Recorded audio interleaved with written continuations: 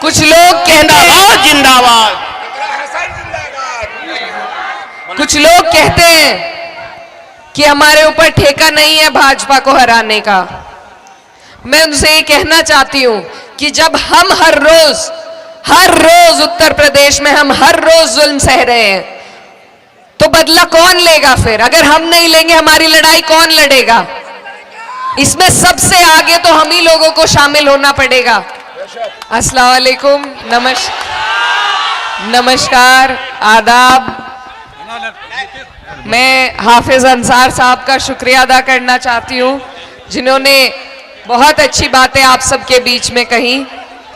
बाजपट्टी की जनता, मेरे बड़े बुजुर्गों, भाइयों और बड़ी तादाद में यहाँ पर आई मेरी माएँ बहनें, आप सभी का मैं शुक्रिया अदा करती हूँ कि आप लोग आज यहाँ चुनाव प्रचार के आखिरी दिन अपनी बहन को सुनने के लिए इकट्ठा हुए। इस प्यार का मैं बदल भी नहीं दे सकती, आपका बहुत बहुत शुक्रिया। मंच पर हमारे बीच में उपस्थित आपके विधायक उम्मीदवार और मौजूदा विधायक मुकेश यादव जी, साथ ही में एमएलसी के हमारे गोपी किशन जी जो उम्मीदवार थे आपके यहाँ से, और तमाम इलाके के सभी जिम्मेदार लोग जो मंच पर उपस्थित हैं, आप सभी का भी मैं शुक्रिया अदा करती हूँ, खैर मकदम करती हूँ। जावेद साहब जहां भी है मेरे नजदीक आ जाएं। नहीं है तो आप सब लोग आज जिस बात के लिए यहाँ इकट्ठा हुए हैं और हम जिस मकसद के लिए आपके बीच में आए हैं, वो बहुत जरूरी बात मैं आपके बीच में रखने के लिए आई हूं कि आपका जो चुनाव है, ये आने वाली 11 तारीख को जो चुनाव है आपका, ये बहुत बहुत जरूरी चुनाव है। ये किसी एक विधानसभा का नहीं, ये बिहार की तस्वीर बदलने का चुनाव है, ये आपकी सरकार बदलने का चुनाव है। और न सिर्फ बिहार की बल्कि हिंदुस्तान में अगर करोड़ों लोगों की उम्मीद किसी चुनाव से जुड़ी है तो वो आपके इस बिहार के चुनाव से जुड़ी है, ये मैं आपको यकीन दिलाना चाहती हूँ। हम सब लोग जो दूर दराज के सूबों में बैठे हैं, वो इंतजार कर रहे हैं कि हमारे बिहार के बहन और भाई हमारा बदला लेंगे एक ऐसी सरकार से जो नफरत बोने का काम इस देश में कर रही है। इसकी नफरत ने भाई को भाई से जुदा किया है। इस सरकार को अगर कोई जवाब दे सकता है तो वो आप ही लोग दे सकते हैं। मैं उत्तर प्रदेश से आपके बीच आई हूं और हमारे उत्तर प्रदेश में पिछले 10 साल से जो सरकार चल रही है, वो क्या क्या कारनामे वहां कर रही है आप अच्छी तरीके से जानते हैं। वहां हम पे इतनी जुल्म और ज्यादती हो रही है कि हम ना कुछ बोल सकते हैं, अगर जबान खोली किसी ने तो उस पर झूठे मुकदमे लगाए जाते हैं।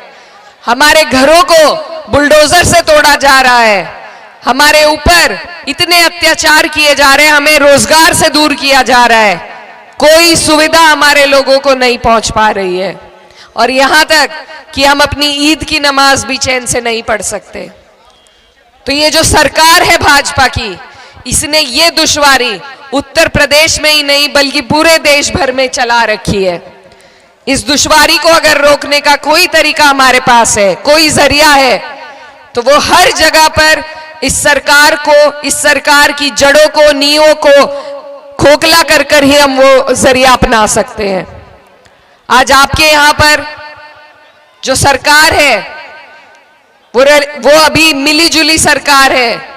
अभी आपने भाजपा का पूर्ण रूप से राज नहीं देखा, और मैं नहीं चाहती कि मेरे बिहार के भाइयों पर वो दिन आए कि आपको भी उत्तर प्रदेश की तरह जुल्म और ज्यादती झेलनी पड़े। इसीलिए मैं इतनी दूर से आपके बीच में ये पैगाम लेकर आई हूं कि अगर इस बार हमसे चूक हुई, अगर इस बार भाजपा बिहार जीती, तो अब की बार वो नीतीश जी को मुख्यमंत्री भी नहीं बनाएंगे, वो खुद सत्ता हासिल करेंगे, जैसे महाराष्ट्र में उन्होंने किया। और उसके बाद उसी तरीके से यहां पर शासन करेंगे जैसे वो उत्तर प्रदेश में कर रहे हैं। मैं आपको डराने नहीं आई, सिर्फ एक बहन बेटी होने के नाते अपना दर्द आपके बीच में रखने आई हूं और आपको आगाह करने आई हूं कि ये सरकार हमारे वोटों के काबिल नहीं है। कुछ लोग कह रहे हैं, कुछ लोग कहते हैं जिंदाबाद, कुछ लोग कहते हैं कि हमारे ऊपर ठेका नहीं है भाजपा को हराने का। मैं उनसे ये कहना चाहती हूं कि जब हम हर रोज उत्तर प्रदेश में हम हर रोज जुल्म सह रहे हैं, तो बदला कौन लेगा फिर? अगर हम नहीं लेंगे, हमारी लड़ाई कौन लड़ेगा? इसमें सबसे आगे तो हम ही लोगों को शामिल होना पड़ेगा और कोई भी लड़ाई हम अकेले नहीं जीत सकते। कोई लड़ाई हम अकेले नहीं जीत सकते। हमें एक दूसरे के ढाल की, एक दूसरे के साथ की जरूरत है। हमें 36 बिरादरी के साथ की जरूरत है। सर्व समाज, सबका सम्मान, तभी ये लड़ाई जीती जा सकती है। हाफिज साहब ने आपको बताया कि जहां से मैं आती हूं, जिस सरजमी से मैं आती हूं, वहां पर मेरी कौम की आबादी सिर्फ 30% है, लेकिन वहां के लोगों का ये बड़प्पन है कि उन्होंने फिर भी मुझे अपनी बेटी, अपनी बहन स्वीकार करके सब इतनी कम उम्र में देश की सबसे बड़ी पंचायत में भेजा। आज मेरा फर्ज है कि मैं अपने मुसलमान भाइयों के साथ साथ अपने हिंदू भाई की आवाज उनसे पहले उठाने का काम करूं। इकरा हसन जिंदाबाद, अगर हसन जिंदाबाद। अगर मैं सिर्फ अपनी बात करूं तो वो कोई बात नहीं, अगर आप सिर्फ अपनी बात करें वो कोई बात नहीं। बात तब बनती है जब हम एक दूसरे की बात करें। तो ये जो खूबसूरती हमारे देश की है, ये जो गंगा जमुनी तहजीब है, इसी की हिफाजत हमें करनी है। आज हर जगह जहां भी भाजपा आती है, ये बहुत शातिर पार्टी है, ये जगह जगह पर कभी दूसरी पार्टी के इस्तेमाल करके, कभी कोई और हथकंडा इस्तेमाल करके, कभी सत्ता में काबिज सारी मशीनरी का इस्तेमाल करके ये चुनावों को जीतने का काम करती है। तो इसीलिए आप सबको, हमको बहुत हिम्मत और बहुत हिकमत से काम लेना है। हमें सोच समझ के वोट देना है कि हमारा वोट जिसको ताकत दे रहा है, कल को वो आदमी उस ताकत का इस्तेमाल हमारे खिलाफ ना करे। जेडीयू ने जो आपके साथ किया, मैं आपको याद दिलाना चाहती हूं, आपने उन्हें चुनाव जिताए। ये जो सरकार में आज बैठे हैं, गद्दा नशी हुए, ये आपकी वजह से बैठे हैं। उन्हें आपने जिताया था, लेकिन उन्होंने क्या किया? जब वक्फ का बिल आया, मैं उस बात की गवाह हूं, उन्होंने सबसे पहले आपके खिलाफ उस बिल का समर्थन किया। हमारे पीठ में छुरा भोंकने का काम उन्होंने किया। आज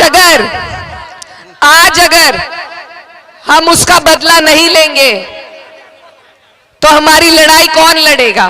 और हम ये लड़ाई लाठी डंडों से नहीं लड़ सकते। अगर कोई जरिया हमारे पास है तो वो सिर्फ अपने वोट का जरिया है। जब वक्फ के लिए विरोध प्रदर्शन हो रहा था, हम जगह जगह पूरे देश में घूमे और हमने तब ये इख्तियार किया था कि जब बिहार का चुनाव होगा तो इस धोखे का बदला बिहार के लोग जेडीयू को और भाजपा को देने का काम करेंगे। बताइए, करेंगे या नहीं?